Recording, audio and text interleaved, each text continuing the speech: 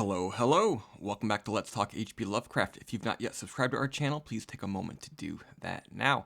Here on Let's Talk H.P. Lovecraft, over the last several years, we've been methodically working our way through the complete fiction of H.P. Lovecraft. We are down to the nitty-gritty, getting into the last dozen or so stories. These are all collaborations, stories that he either collaborated on, revised, ghostwrit, various forms of involvement, but not stories that are truly from purely Lovecraft's imagination alone.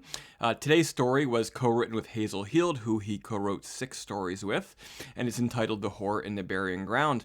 It was published for the first time on May 1937 in Weird Tales. It was also published just a couple months after his death. However, there seems to be some indication from research that it may have been written before most of the other stories that they collaborated on. So it could be up to a handful of years old at this point. So it wasn't the last story perhaps written by Lovecraft. The way that these stories reviews work is I do a brief synopsis of what happens, sort of a blow-by-blow action recap of the story, and then I try to wrap it up by sort of pulling the whole thing together, telling you what it means, where it fits into the Lovecraft canon. Is it worth your time? Is it a decent story? As for the synopsis, a narrator sets up a dying town called Stillwater. It very much reminiscent of Dunwich or of Innsmouth or any number of Lovecraft towns that seem to be dying, seem to be cursed, and have been forgotten by the world. And it relates events happening way back in June of the 1880s. To this day, a so-called idiot named Johnny Dow hangs around the graveyard talking and ranting over 2 particular graves. But he also tends to be known to be found shouting curses at the window of one shut-in named Sophie Sprague, who these events revolve around. The narrator then recounts the bits and pieces of a story of these events that he's heard from the old men who hang out at the local gas station, as old men have been wont to do for many generations. So the story involves Sophie Sprague, who is a single good-looking woman, but she lives with her brother, Tom, who is the town bully, the town drunk, and generally the type of man who prevents other men from coming around to call on her because of their fear of him. But it seems that the undertaker, Henry Thorndike, may be the exception. Seems like he has found a way to forge some sort of secret relationship with her, although little is known about this to the town people. Another curious thing about Thorndike is that he is the town undertaker, and he's been known to... Well, it's been known that he was once wanted to be a doctor, and that also he's developed the habit of developing his own super secret special embalming fluid blends. It is also said that when doctor services were needed, he supposedly revived a dog and a cow that seemed by all practical purposes to be dead and stiff. One day, Tom Sprague, the mean brother of Sophie, suddenly dies, and then Thorndike takes it upon himself, being the undertaker, to embalm him. However, during the process, Tom suddenly grows stiff and his body lurches, and some of the fluid is jabbed into the body of the undertaker, getting a little bit of his own medicine inside him. Later, at the viewing, as they were sitting around, Sophie, or one of the attendees, swears that they see Tom's eyes open and that they look normal and living, despite the fact that he is obviously dead to everyone. In the commotion involving this revelation, Thorndike collapses and apparently dies. But before he does, he insists that I'm fine. I'm going to be fine. I'm going to look dead. I'm not dead. I swear to God, I'm not dead. I got jabbed by my embalming fluid, and it only makes me look like I'm dead. So he's basically revealing his whole thing here. The jig is up. It appears that perhaps his victims are not so dead as they seem. But in the midst of all this his ravings and all this madness going on, the idiot Johnny Dow insists that, they're still alive. Don't bury him.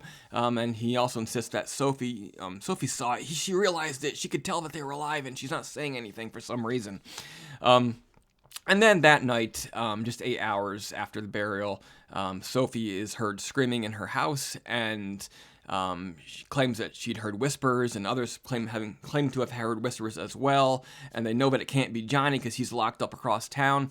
But the whispers, sort of sewn in broken text, sort of imply that Sophie and the Undertaker perhaps had this planned to take out Tom so they could have a life together, but Sophie apparently hadn't stood by her side of the bargain and didn't do anything to save Henry and allowed him to be buried.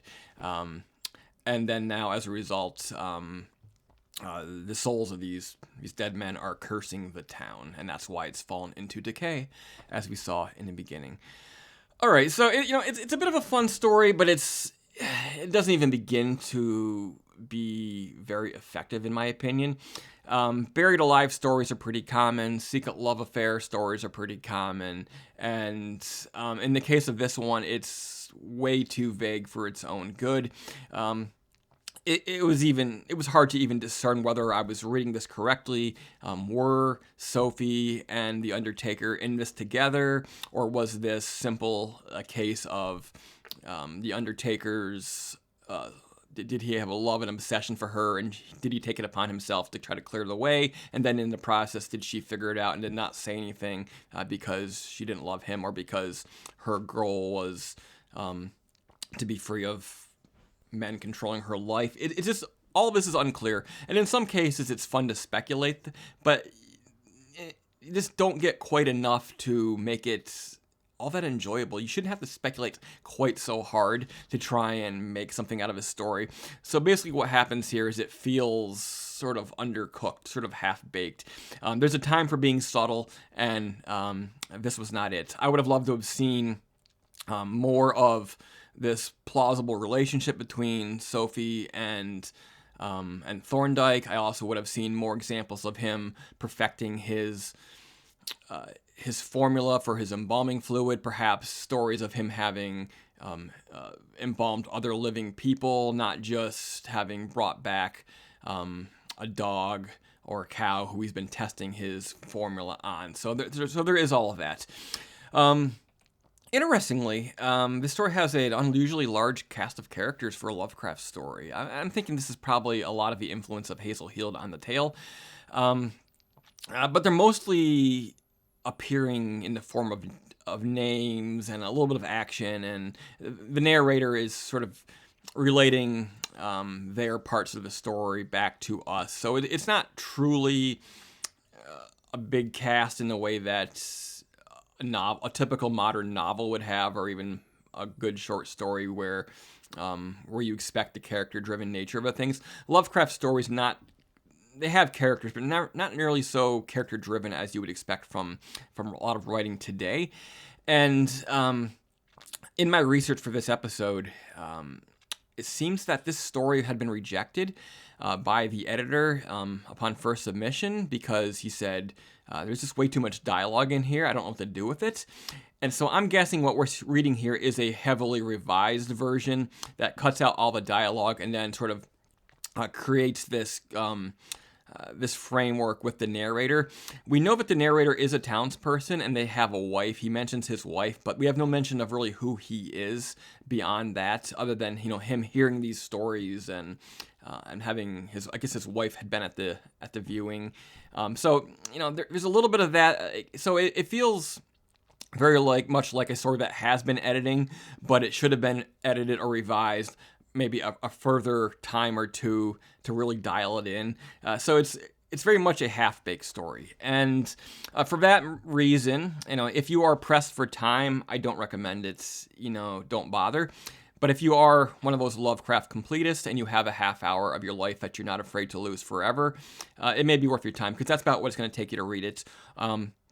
I think a saving grace for me is I do tend to listen to most of these stories in audiobook while I read them. I like to follow along, and I do listen to the Horror Babble channel a lot, and Ian Gordon's narration can make a mediocre story sound a hell of a lot more interesting, just by the cadence of his voice and the way he sort of brings it to life. So there is that.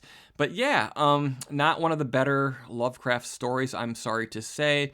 But I think the nuts and bolts of a good story are, in fact, still present. So this is one of those stories that if you were giving to your editor, or maybe you were giving to your professor, they're probably going to send it back to you and say, keep working on it. Not ready for prime time just yet. But there you go. The horror in the burying ground. And not a lot of time spent in the burying ground, really. Not a lot of horror. But it is a good title, nonetheless. All right, so next weekend, tune in, and we will check out the slaying of the monster. That sounds interesting, and I hope that you will join me. Until next time, keep it creepy.